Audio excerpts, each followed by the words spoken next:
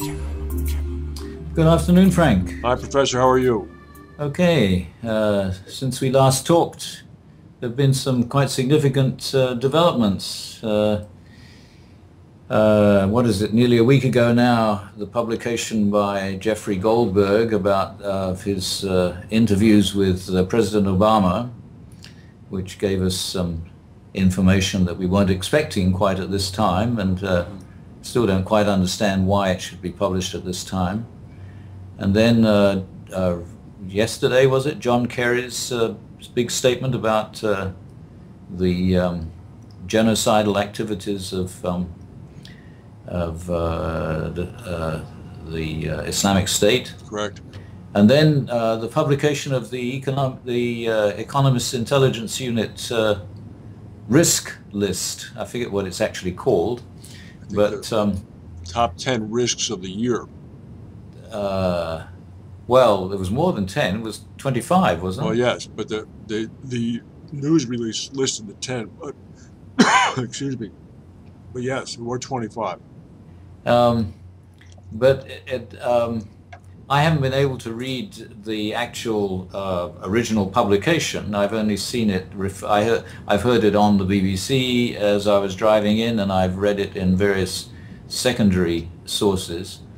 But I'm not quite sure what their criteria are for the ranking of these, and it's not easy to assess just exactly what they have to do with globalization, but of course anything that happens these days has something to do with globalization. You forgot, you omitted Putin's announcement of the withdrawal from Syria. Partial withdrawal. Partial withdrawal. It's announced as a withdrawal, but in fact it's the extras who were sent in to specifically to assist President Assad are being withdrawn, but the established bases that they had there before are staying there. Yes, and there's been a lot of speculation about whether Putin is doing this on the basis of a well thought out plan, or whether he doesn't have much idea of what he's doing. Well, he would be very similar to somebody else in American politics today. Who? Trump. But let's talk about the Goldberg piece first, maybe. That's very interesting that you brought that up. I'm very puzzled as to why Obama would want that published now. Obama is a very calculating person. And I wonder what specifically in it he thought would be useful. Because there hasn't been as much reaction against it as I was expecting, and it's now, it was last Friday that it was actually published? I think so. Yeah, it's been surprisingly muted. Yeah. So whether it will take the attention away from the nomination of the new Supreme Court Justice, or something like that, I don't know. Well, I think he's going to become very involved in the presidential race. I think to a degree, unlike we have not seen recently from a current sitting president. I think there's a certain amount of not only legacy burnishing here going on, but I think there's a bit of what might have come through in the interview, and that is that he feels very strongly about things, and he wants to make sure that whatever work has been done in the 8 years that he's been in office is not automatically going to be torn up and torn asunder, and just for reasons that really people don't even have good reasons for. It's just some sort of emotional impetus. So is he pro-Hillary? Oh, I think so. Very much so. Very much so. Yeah. Yeah. I think he's going to, I would suspect that soon enough we're going to see him come out and actually embrace her. Are we going to see riots in the street because Trump doesn't get nominated by the Republicans? I don't think so. I think that I'd be surprised if all those millions and millions of people that voted for him are going to get on buses and travel to Cleveland to riot. And I think it's really going to come down to the mathematics. If the guy has 1,327 delegates, he's going to win the nomination. If he doesn't, he doesn't. And I mean, right now, I would have to say it looks as if he will have that. But he could end up not having it. You don't know what will happen But next. if he doesn't, who will get it? Then they have contested conventions. They have ballot after ballot after ballot until somebody wins the damn thing. We haven't seen this in a long, long, long, long time. No. But I mean, 100 years ago, there were incidents of 40 and 50 ballots until somebody was chosen. But it may end up going back to something like that because it's going to have to be a complete air rating, AERATING, of people's emotions out there. And if he doesn't have it clinched by the time he goes in, it's going to become very interesting. And this is where it becomes super interesting because the convention's happening on the hometown of the favorite son of one of the contenders, who's the governor of Ohio. Yeah. Who, if he shows up there with not inconsiderable number of delegates, his polling indicates that he's probably the likely Republican who could beat Mrs. Clinton. So you don't know what's going to happen. And I think that's what Trump is obliquely, not so obliquely, but I think that's what he's threatening. Be careful. So there's certainly how many months? 4 or 5 months between now and the conference are going to be very interesting because it's going to be developing all the time. We've got another series of primaries yet that will change the situation or may change the situation. Right. But you know, it's interesting, not to dwell too much on this, but there was a long article in the New York Times the other day about the thought process that Trump had put into this particular run for president. And it all began apparently last year at the White House Correspondent Dinner when President Obama makes his speech. The sitting president does, and he sort of acts as a comedian. He pokes fun at everybody, including himself. And Trump was in the room as a guest.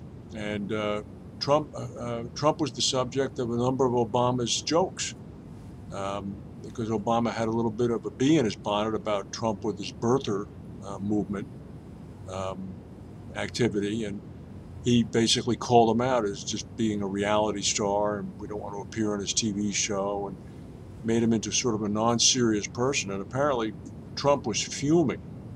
And right after that, began to reach out to political operatives and began to follow their lead and establish focus groups to try to identify what the issues were that had people very upset and concerned. And this is where he came to what he's been saying: we're going to win again until you're sick of it. And I had thought until I read that article that this was all just very spontaneous and off the cuff. And he woke up one day and decided that this time I'm going to really run for president. He's threatened God knows how many times before, but apparently it's fairly well thought out, at least as much as something can be well thought out from him. So apart from the election this year, which is obviously going to have something to do with globalization because it's going to affect the role America can play in the world for the following 4 years at least. Why do you think, and I'm interested in what you say about Obama now already starting to engineer his legacy, what do you think the purpose of the Kerry statement was? Because the main reaction to it so far has been, yes, you're right, but what are you going to do about it? You didn't say anything about what you're going to do about it, which is another a repeat of the problem of the red line before.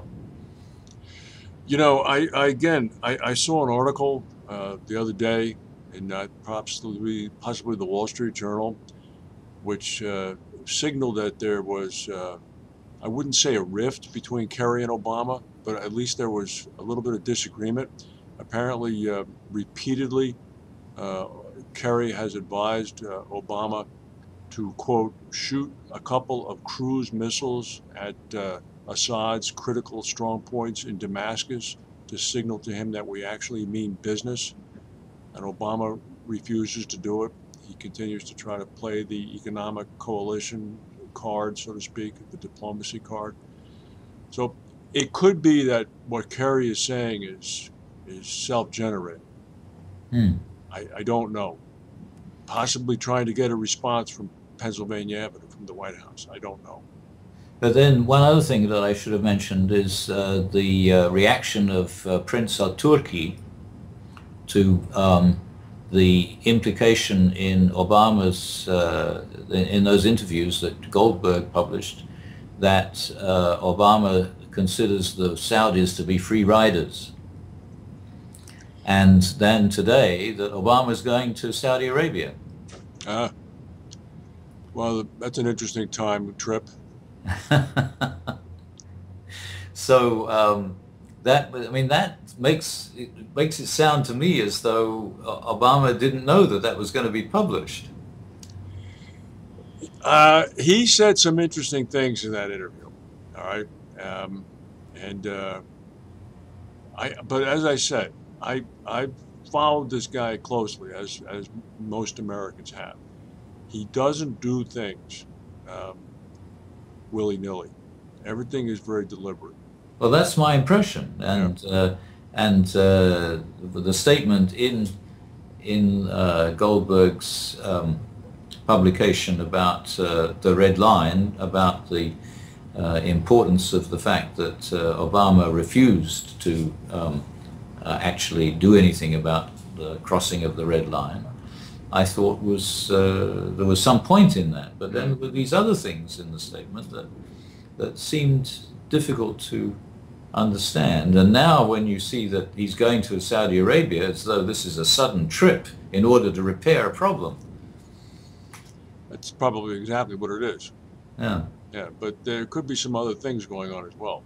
Yeah. It could be all part of a master plan combined with what Kerry was saying about the genocide. You don't know. We don't know.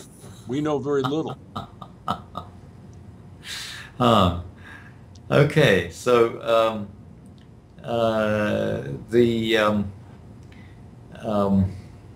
the problem is whether any of these other things in the list of risks, which are very ranked in a very interesting way, are actually likely to change the rate of globalization, and because they're all things that could interrupt it to some extent, and whether in fact anything these days will interrupt globalization short of a collision with a meteor which would ruin our internet backbone. Mm-hmm. Mm-hmm. Do you really think any of those things would interrupt globalization, or actually accelerate it? That serious. I mean, there are two risk factors of a possible renewed Cold War, of outbreak of real hostilities in the South China Sea, which on the surface, superficially, certainly would interrupt the current flow. But in fact, the momentum is such that I think it would just change the way things happen rather than interrupt it. I agree with you. I think should either of those eventualities come to pass or incidents come to pass, I think there's such pent-up desire for transnational, transcultural contact that exists from China to the rest of the world and from Russia and Eastern Europe to the rest of the world. I think it might actually be an accelerant.